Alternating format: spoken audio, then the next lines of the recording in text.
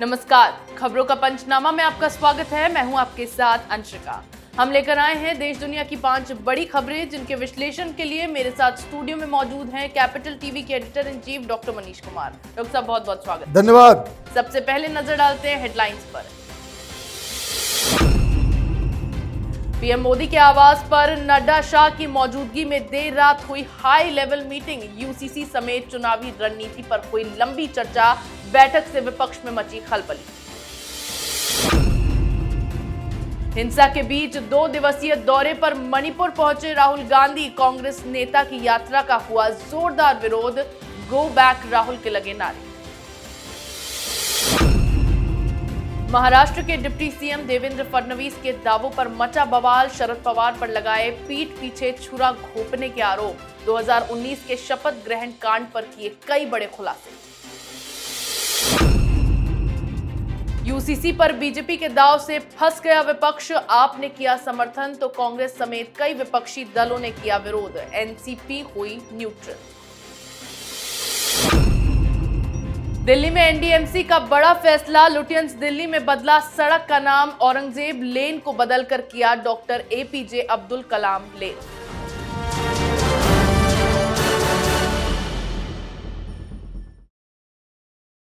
और खबरों की शुरुआत में बात करेंगे बीजेपी की मीटिंग की। भाजपा आगामी विधानसभा और लोकसभा चुनावों को लेकर सक्रिय हो गई है। भोपाल से पीएम मोदी ने चुनावी शंखनाद भी कर दिया है। इसी सिलसिले में पीएम मोदी ने कल देर रात अपने आवास पर लंबी बैठक की। ये मीटिंग करीब 5 घंटे तक चली। इस बैठक में केंद्रीय गृह मंत्री अमित शाह, बीजेपी के राष्ट्रीय अध्यक्ष जेपी नड्डा समेत भाजपा के कई टॉप नेता शामिल हुए। इस दौरान चुनावी रणनीति को लेकर अहम चर्चा की गई। साथ ही मोदी कैबिनेट में होने वाले बड़े फेरबदल पर मंथन किया गया। बैठक में यूसीसी को लागू करने को लेकर भी बड़ा प्लान तैयार किया गया है। डॉक्टर साहब, क्या ऐसी अहम बातें रही जिन पर लंबी चर्चा की गई और अब जिनको लेकर बड़े फैसले होने वाले हैं? देखिए, ये फाइनल शोडाउन है और प्रधानमंत्री मोदी कोई भी कसर नहीं छोड़ना चाहते कि कहीं कोई चूक ना हो जाए तैयारी में। तो कल बहुत सारे बड़े बड़े फैसले इसमें लिए गए। बताया जा रहा है कि 10 से ज्यादा कैबिनेट मिनिस्टर्स को बाकायदा संगठन में जिम्मेदारी दी जाएगी ताकि वो चुनाव में एक भूमिका निभा सके। कई राज्यों से नए मंत्रियों को बुलाया जाएगा। साथ ही साथ एक दो राज्य के मंत्री को भी बदलने की बात हो रही है और कई सारे राज्यों में जो पार्टी के अध्यक्ष हैं उस राज्य के, उसमें बदलाव होगा। और तो और जहां जहां चुनाव हो रहे हैं वहां के इंचार्ज में भी तब्दीलियां लाई जाएगी। इसके अलावा किस तरीके से प्रचार प्रसार का काम आगे लेकर के जाना है, तैयारी शुरू करनी है, इस पे भी चर्चा हुई। और मानसून सेशन के अंदर यूसीसी यूनिफॉर्म सिविल कोड को लागू करने के लिए और उससे उठ रहे विवाद को किस तरीके से टैकल करना है, इस पे पूरी रणनीति तैयार की गई है। जी बिल्कुल, बीजेपी की इस हाई लेवल मीटिंग को बहुत ही अहम माना जा रहा है। वहीं मणिपुर में सांप्रदायिक हिंसा भड़कने के चलते राज्य में हालात तनावपूर्ण बने हुए हैं। केंद्र सरकार की ओर से इस हिंसा को रोके जाने के प्रयास किए जा रहे हैं। कांग्रेस नेता राहुल गांधी इसी बीच 2 दिन के दौरे पर मणिपुर पहुंच गए हैं। राहुल यहां राज्य में भड़के हालातों का जायजा लेने पहुंचे। कांग्रेस नेता इम्फाल एयरपोर्ट से सड़क मार्ग के जरिए चुराचांदपुर जाने के लिए निकले, लेकिन बिष्णुपुर में पुलिस ने राहुल के काफिले को रोक लिया।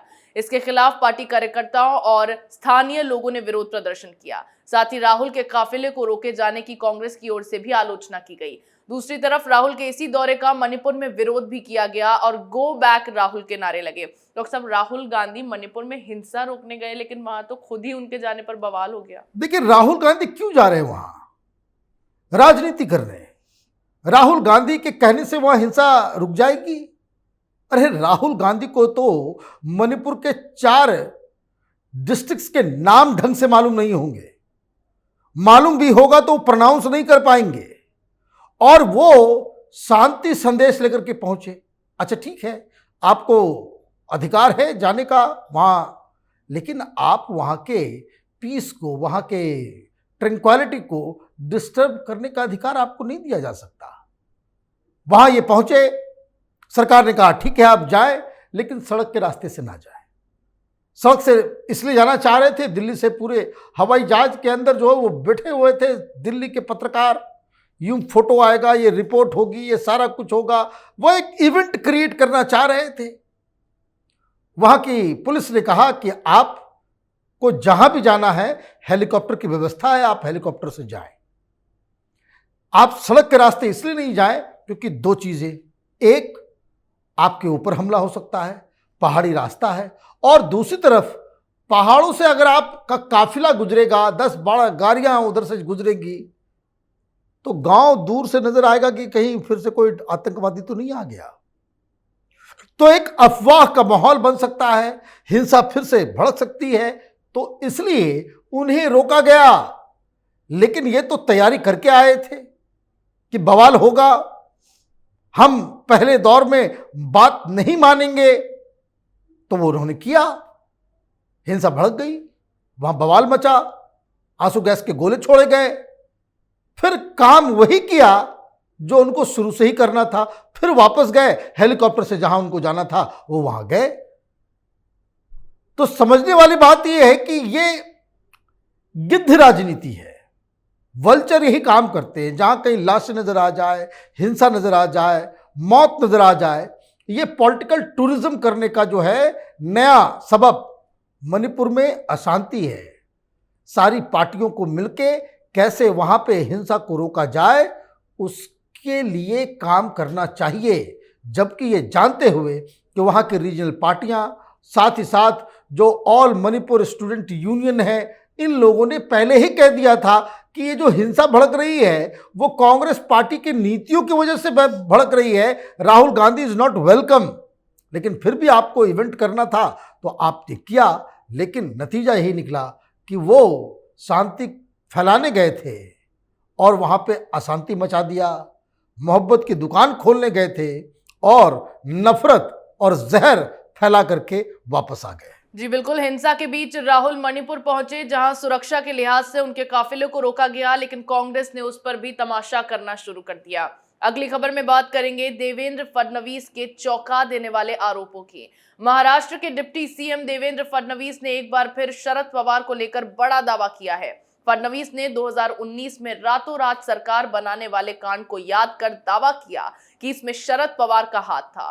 फडणवीस के मुताबिक बीजेपी एनसीपी की सरकार बनाने को लेकर शरद पवार की तरफ से हरी झंडी मिली थी, लेकिन 3-4 दिन में वो अपने वादे से पीछे हट गए और सरकार गिर गई।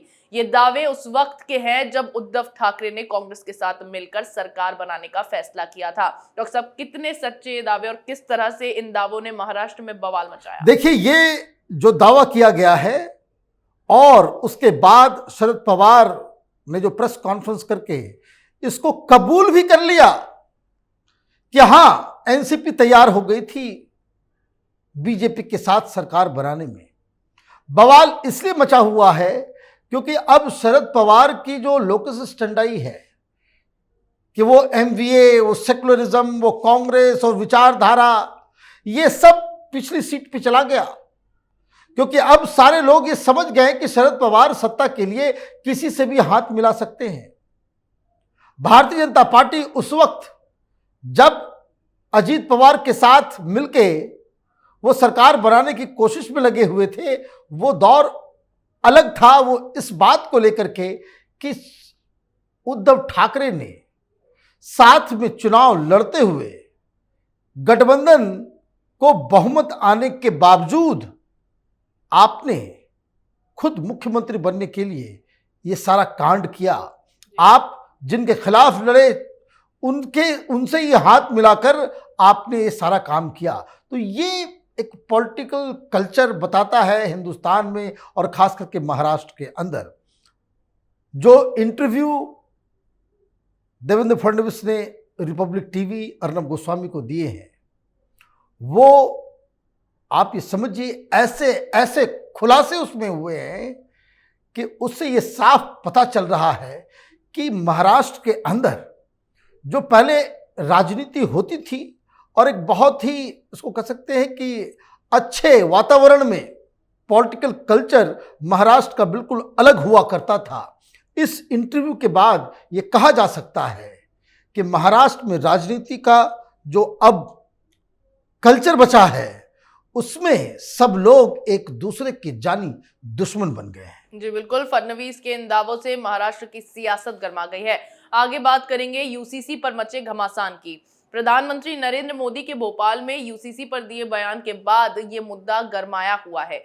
इस मुद्दे पर सियासी दल भी दो गुटों में बंटते नजर आ रहे हैं। जहां आम आदमी पार्टी ने समान नागरिक संहिता को सैद्धांतिक समर्थन देने का ऐलान किया, तो वहीं कांग्रेस समेत तमाम विपक्षी दल मुखालफत पर उतर आए और पीएम मोदी पर राजनीतिक लाभ के लिए यूसीसी का मुद्दा उठाने का आरोप लगा रहे हैं। इसके साथ ही इंडियन यूनियन मुस्लिम लीग और all India Muslim personal law board ने भी यूसीसी का कड़ा विरोध किया है। वहीं शरद पवार की पार्टी एनसीपी ने यूसीसी पर न्यूट्रल रुख अपनाते हुए कहा कि हम इसका न विरोध करेंगे ना ही समर्थन करेंगे। डॉक्टर साहब, विपक्ष दो गुटों में बंट गया है, क्यों? देखिए, ये प्रधानमंत्री का मास्टर स्ट्रोक ही था कि 2024 से पहले ये जो अभी वातावरण क्रिएट किया जा रहा था कि सरकार के खिलाफ डेमोक्रेसी खतरे में है, तो एजेंसियां, तो संविधान खतरे में है, उसको बाकायदा एक नया रूप देने का काम किया है ये यूसीसी। भारतीय जनता पार्टी चुनाव जीतती आई है और हर बार वो प्रॉमिस करती है कि हम यूनिफॉर्म सिविल कोड लाएंगे। यूनिफॉर्म सिविल कोड लाना ये जिम्मेदारी है हर किसी सरकार की, क्योंकि ये संविधान में ही लिखा हुआ है कि हिंदुस्तान में जल्द से जल्द एक यूनिफॉर्म सिविल कोड हो। लेकिन विरोध करने वाले कौन हैं? विरोध करने वाले वो हैं जो सेक्युलरिज्म के नाम पे कट्टरपंथी मौलवी मौलानाओं के साथ मिलकर मुस्लिम वोट बैंक का फायदा उठाते हैं। ये विरोध करने वाले कौन हैं? ये विरोध करने वाले वो हैं जो मुस्लिम महिलाओं को उसका अधिकार नहीं देना चाहते। वो नहीं चाहते कि बच्चों की शादी जो है वो बालिग होने के बाद हो। वो नहीं चाहते कि बच्चियां स्कूल में जाकर के पढ़ें। वो नहीं चाहते हैं कि मुस्लिम बच्चियां वो अपने पैरों के ऊपर खड़े हो सके। वो नहीं चाहते हैं कि भाई तलाक का जो तरीका हो वो सबके लिए बराबर हो। जो शक्तियां हिंदू या दूसरे धर्म की महिलाओं को है, वो अधिकार मुस्लिम महिलाओं से वंचित कर दिया गया है, इसकी चिंता किसी को नहीं है।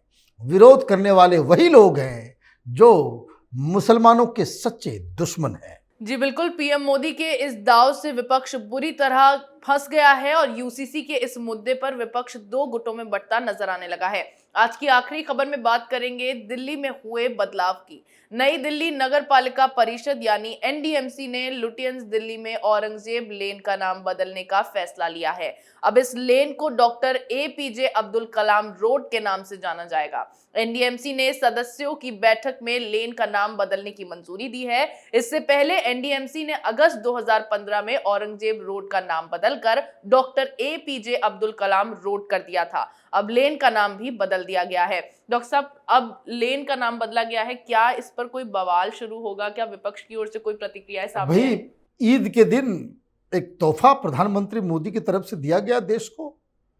औरंगजेब का नाम क्यों रहेगा? ये अकबर रोड अकबर के नाम पे क्यों रहेगा? ये लोग, जिन लोगों ने हिंदुस्तान के साथ बहुत ही गलत बर्ताव किया हो, जिन लोगों ने यहां पे कत्लेआम मचाया हो, जिन लोगों ने हिंदुस्तान को लूटा, उनके नाम से हिंदुस्तान में सड़कें रखी जाएगी, और वो भी कहां? बिल्कुल राजधानी में। ये तो मुस्लिम अपीजमेंट की बिल्कुल एक निशानी है। हिंदुस्तान में और कोई नाम नहीं है। हिंदुस्तान में कोई महापुरुष पैदा नहीं हुए। भाई, अगर ये भी होता कि मुगल साम्राज्य के जो राजाओं जिनके नाम से आपने ये सब रखे हैं, उन्होंने दिल्ली को बसाया होता, उन इलाकों को, उन सड़कों को बनाया होता, तब भी एक मान लिया जाता कि भाई चलो भाई, शाहजहां ने इस सड़क को बनवाया था, इस इलाके को बनवाया था, तो ये शाहजहां रोड है। ये पूरा लुटियन जोन अंग्रेजों ने बनाया और नाम आपने मुगलों का रख दिया। किस लिए? मुस्लिम वोटों के लिए। तो अब ये गलतियों को सुधारने का वक्त है। ये अकबर रोड या अकबर लेन को सिर्फ बदलने से काम नहीं चलेगा। ये जितने भी अकबर, ये शाहजहां, ये तमाम इस तरह के जो सड़कें हैं, बहादुर शाह जफर मार्ग, ये वो, इन सबको बदलने की आवश्यकता है।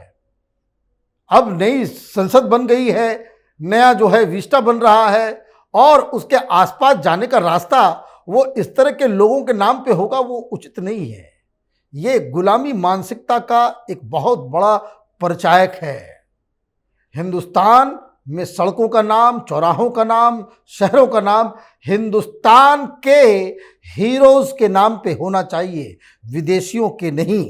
जी बिल्कुल, लुटियंस दिल्ली में एनडीएमसी ने ये बड़ा बदलाव किया, जिस पर अब देखना ये है विपक्ष की ओर से किस तरह बवाल मचाया जाता है। देश दुनिया की तमाम बड़ी खबरों पर हमारे साथ आपके विश्लेषण के लिए बहुत बहुत धन्यवाद। धन्यवाद। खबरों का पंचनामा में मेरे साथ आज इतना ही। अगर आपको हमारे वीडियो पसंद आया हो तो इसे लाइक करें, शेयर करें, कमेंट करें, साथ ही हमारे चैनल को सब्सक्राइब करना ना भूलें।